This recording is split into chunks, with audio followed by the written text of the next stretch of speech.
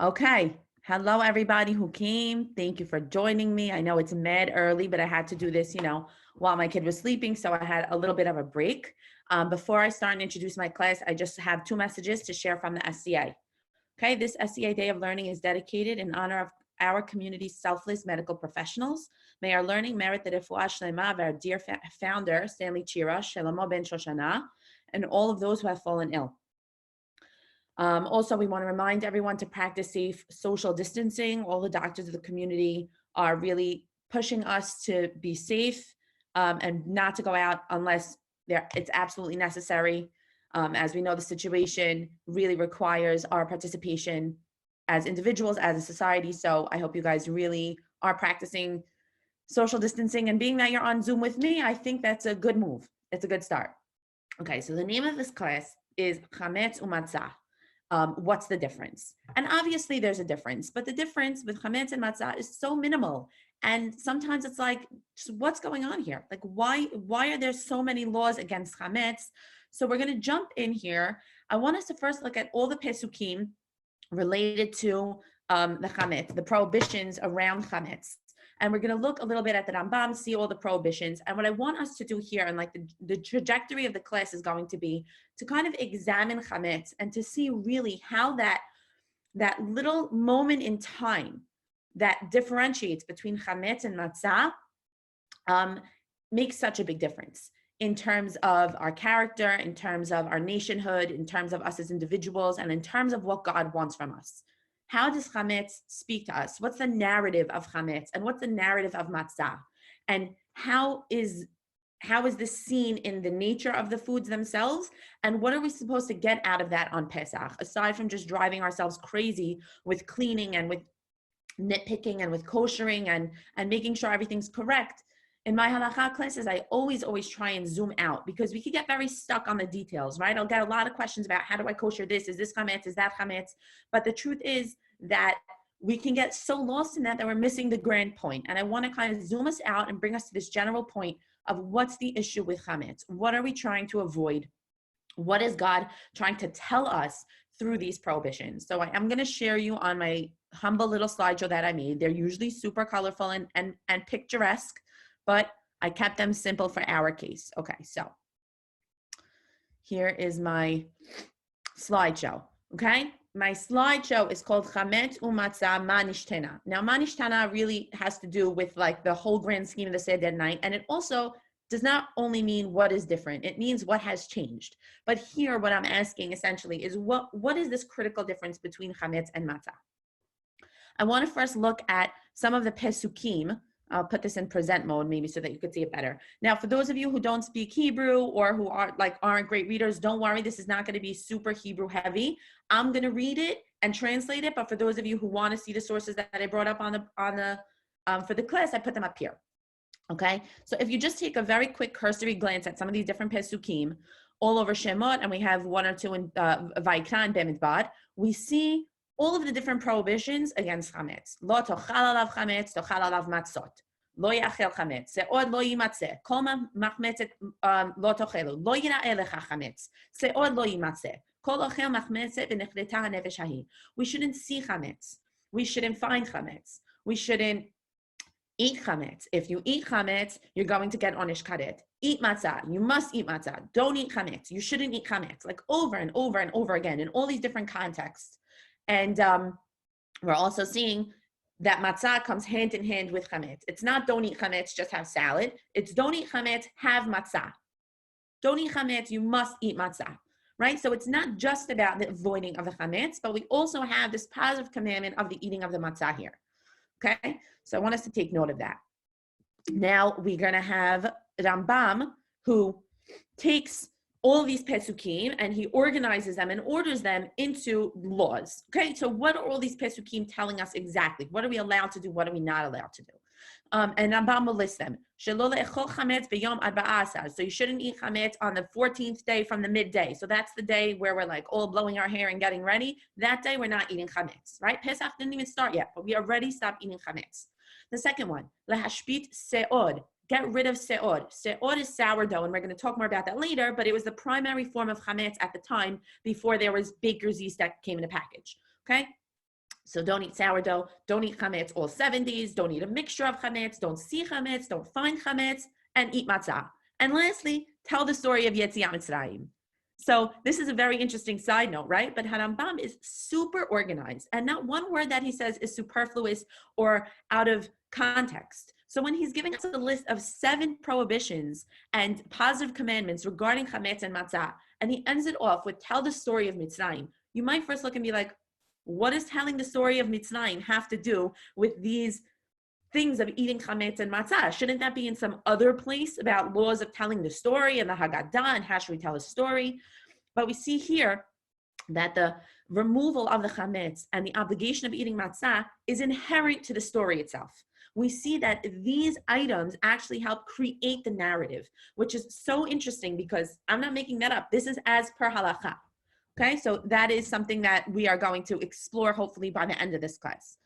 Okay, so my major question here becomes, what exactly is chametz? Now, nowadays, many of us get a little bit bogged down with chametz, right? We look at potato chips, it's chametz, right? We look at gum, oh no, that's chametz, or a Snapple, it's chametz. What I'm talking about here is not foods that aren't marked for Passover, and it's not lentils and rice. What I'm talking about here is pure chametz, like the Torah intended, okay? So here is what chametz is. Chametz is one or a few of these grains, chita, seora, kusamin, shibolet, shu'al, and shifon, mixed with water and left together for 18 minutes. 18 minutes and 1 second, it becomes chametz. Whether that's scientific or halachic, it's not my concern, because if it's halachic, that's all I care about. But by 18 minutes, halachically, this item, this mixture is chametz, is leaven. Why? According to the halachic reality, at this point in time, the bread grains begin to break up and they begin to ferment. And that is when they start their puffing up process.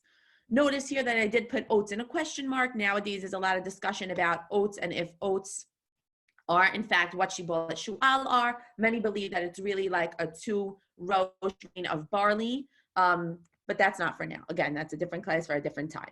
So what I first want to do is, let me just get back to my screen. Sorry about that. There you go. Okay. I stopped the share. Okay. Very tricky. What I want to do is I want to talk a little bit about chametz.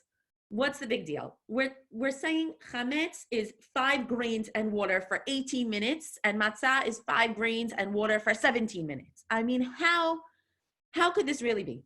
How could it be that my karet, the very existence of my soul in the afterlife is dependent on eating of this very minimally different food? It sounds dramatic. What am I missing, right? It sounds like we're missing something. It can't really be that this chametz story, this chametz is so bad. So what I want us to do, and I do this with my students as well, is I want us to kind of look throughout Torah, and I brought up sources here, and look at what is chametz? What is it representing for us? What does it mean? How was it used in the past that may kind of implicate for us why it's a problem here on Pesach? So let's just jump in. I'm going to screen share one more time. I'm going to use the thumbnail just for now. Don't worry, again, if you don't read Hebrew, the sources, I'm going to explain everything. So right now what we're going to do is we're going to look at some of the different symbolisms of chametz that we see in Torah. Okay?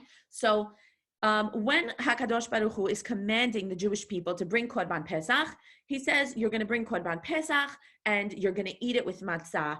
And then for the rest of the generations, you're going to keep this chag. And he calls this chag matzot. And the pasuk says, Ushmartem et hamatzot, ki be'etzem hayom hazeh hoseti et tzibotechem me'eretz Mitzrayim. He says, and you should keep this festival of matzot because on this day I took you out of Mitzrayim. So my students really always, sorry guys, if you're seeing my text messages, my students are always misreading this pasuk as Ushmartem et ha-mitzvot, right? Because very commonly without nekudot, that's how you're spelling the word mitzvah. And they're actually picking up on something that Rashi picked up on many years ago. And what he's saying is that perhaps this was purposeful. And here he explains. He says, Rabbi Yoshia Omer, Al tehi kore et hamatzot. You shouldn't read this as observe the festival of matzot, rather et hamitzvot, observe the mitzvot. So what's the connection here? How does it make sense contextually? He explains, כדרך שאין מחמיצין את המצה, כך אין מחמיצין את המצווה. אלא אם באה לידיך, עשה אותה מיד. The same way, we on Pesach are not supposed to allow our massa or our dough to ferment and to rise. We're not supposed to just leave it and allow it to continue its natural process. Rather, we should bake it immediately. So too, when a mitzvah comes before us, we should not allow it to leaven. We should not leave it and allow it to fester and to miss the opportunity. We should not leave the mitzvah and say, oh, I'll do it later, I'll get to it another time, until it becomes too late, or until you become sick of it, or until you just do it to get rid of it. Instead, we should be hasty with the mitzvah, and we should do it super quickly right away. And so this reading of this pasuk over here gives us a character of chametz, essentially that the idea of having matzah and allowing it to become chametz can almost represent for us what I'm going to call hold on, you're seeing my screen, what I'm going to call a missed opportunity. So from this source, what I'm pulling from here is the fact that chametz, by its nature, is something that takes a lot of time and it needs to rise, and it's something that, in a sense, is really spoiling. Fermentation is spoiling. And so chametz, when we're reading the pasuk this way, ushmartem et hamitzvot, here's where you kind of get a little bit of a taste, so to speak, of what chametz means in this context. Perhaps a missed opportunity, perhaps a spoiled opportunity. Let's keep going. The next place that we're going to look at chametz is in Vayikra. So Vayikra is the book that mainly discusses all of the worship relating to the temple, including sacrifices. And when it comes to talking about a certain one of the offerings, which is called a mincha was an offering that usually less affluent people would bring, because it did not require bringing of an animal. Rather, it was made of flour and oil and other incenses and things. And the pasuk in Vayikra, was actually, I think, last week's parasha, mentioned that kol ha-mincha asher takrivu ladonai, every mincha offering that you're going to bring to God, lo te'aseh chametz. It should not become chametz. You should not allow this mixture to leaven. Because any se'od, like we mentioned earlier, any sourdough or any honey, any sweet thing, should not be brought before God, should not be part of a sacrifice of God. Doesn't explain for us why, what's the issue with chametz, what's the issue with sweet things. So over here, the Ramban, Nachmanides, explains, and he says, Asur lehavi ha-mincha chametz. You should not bring chametz as your mincha. Your mincha, you should not allow it to leaven and to become chametz. And he explains, shebemoreh nevuchim, that the Rambam, in his Guide to the Perplexed, mentions, שמצא בספריהם שהמנהג היה לעובדי עבודה זרה להקריב כל מנחתם חמץ ולערב הדבש בכל קורבניהם, ולכן איסרם לגבוה וכזה אמר רבותינו, blah, blah, blah. Ramban is bringing up what Rambam says in Moreh Nevuchim, where Rambam explains that this was a common pagan practice. Now, if you think about it, it makes sense. Pagans, very much, when they're worshiping through their own desires. They're imposing their own desires onto their gods. So the same way that we enjoy eating fluffy, sweet pastries and fluffy bread and doughs, so too, Ovdei Avodah Zarah, or those who worship other gods, would bring those same delicacies, those same pastries to their so-called gods. And so Rambam explains that we very badly, when it comes to our korbanot, and our Torah makes such a point of this, we want to pull away from what other worships do. We don't want to look like other worships. God tells us, essentially, if you guys want to bring me korbanot and you want to bring me sacrifices, and that's how you want to feel close to me, no problem. But you're going to do it my way, with my rules. And so you think that I want this fluffy bread? I don't. Don't make it chametz for me. I don't want you to bring me chametz. And so Rambam is explaining that the reason why we're avoiding chametz when it comes to almost every korban except for one is because this was a practice of Ovdei Avodah Zarah, that they would bring these beautiful pastries and delicacies to their gods. And God is telling us, I am not them.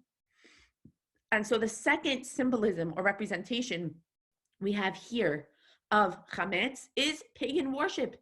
There's a symbolism here that chametz reminds us and references all of these other worships throughout the world. And HaKadosh Baruch Hu is Ke'ilu saying, if you're going to worship me, it's going to be my way, not your way. It's not going to include chametz.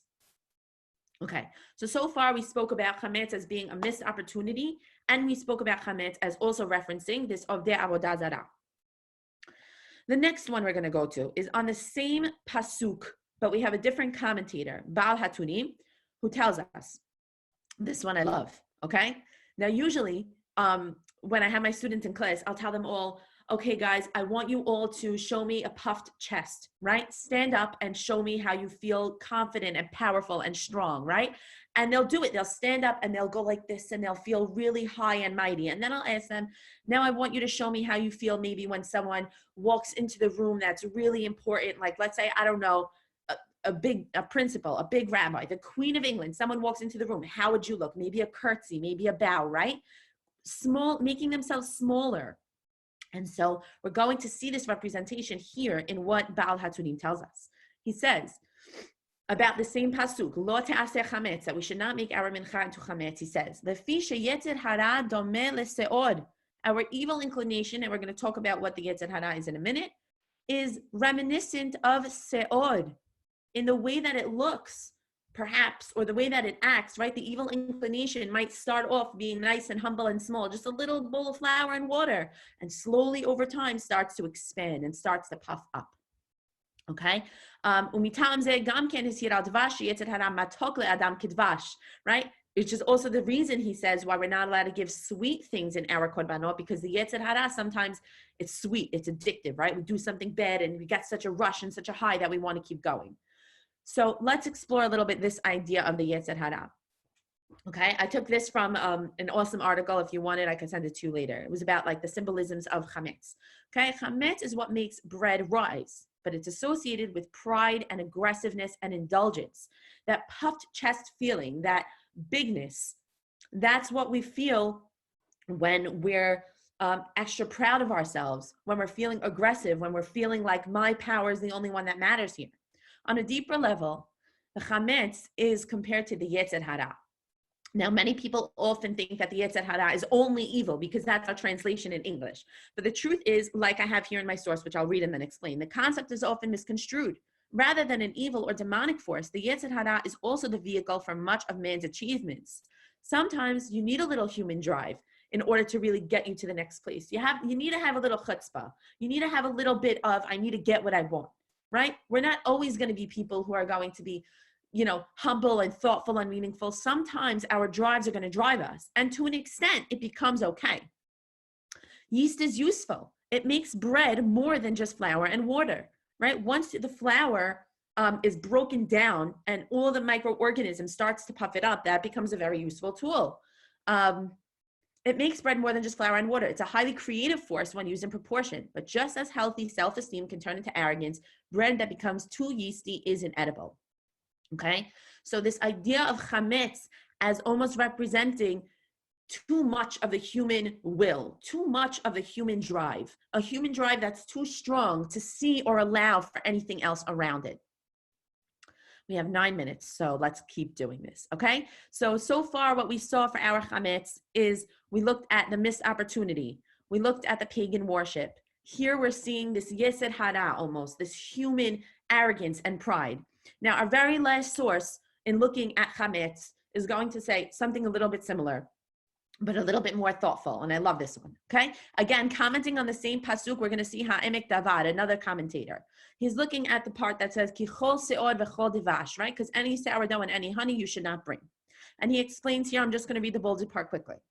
He says, Se'od hu emsa'i hana'asa b'yedei adam lehosif al haberiya mihabore yitbarach, al yedei tachbulot b'nei adam. He says, se'od, sourdough, is a medium that is created by human being, human involvement, human manipulation, that is taking from God's earth, God's water, God's chita, and creating a situation in which sourdough can be made, in which bread can be made. So I'm just going to jump ahead. Thankfully, sourdough has been very popular lately, so we could talk about it, and most of you know what it is. This is a starter for sourdough, and this is the end result of the sourdough bread. Sourdough only requires flour and water, but also a little bit of human interaction. You have to measure it properly. You have to put it in the right environment. It has to be fed properly. You have to add some flour or water, maybe. I don't know. Bava on here knows more. And you kind of have to baby this little starter. And what happens is then you take this one starter piece, you mix it in a fresh batch of dough, and it creates, it acts as a yeast. It acts as a leaven, and it makes the sourdough rise. And then you take from that sourdough, right, another piece, and now you can use it again, which is why, by the way, it's called se'od from the word she'ad. She'ad meaning leftover. You take that leftover piece and you can make a new batch from it. Okay, so yes, we have the flour and the water, which is God given to us, but it also takes human manipulation of these objects to create this puffy sourdough. Okay, so I wish we could spend more time on this source. I'm going to read one more line from it. Okay, at the end it says, let me get to my line here. Okay, his Hir HaKatuv Bebet HaMikdash, it warned us when it came to temple services, L'lamdenu de kol mitkarev yoter laHashem, ra'ui lema'et yoter betachpulot enosh. When you're coming before God and you want to come close to God, your human involvement, your human action needs to diminish. You need to mitigate your own humanness in order to allow God in. You need to mitigate your human involvement in order for allow God to have room to come into your life. And so specifically when it comes to temple worship, that's when we need to make sure we're not bringing se'od, which represents my arrogance and it represents my involvement, but rather I need to be humble and I need to allow God in. And the same source, which is talking about the time of the Beit HaMikdash, is also mentioning Pesach, right? Because of this, his Hir HaKatuv al HaChametz for Pesach. Because of this fact of this human involvement and manipulation and the need to mitigate ourselves, we are commanded against Chametz specifically on Pesach. Why? Mishum she'az zman hashasheret emunah belev Yisrael. That Pesach, and this is going to be our end point, that Pesach is the embryo of us as a nation. It is our formative event of our nationhood, okay? On Pesach, we are becoming who we are. And this is why on Pesach, we need to avoid not only too much humanness and human arrogance, but the other things that we discussed also. The pagan worship, the Yetzer Hara, the missed opportunity.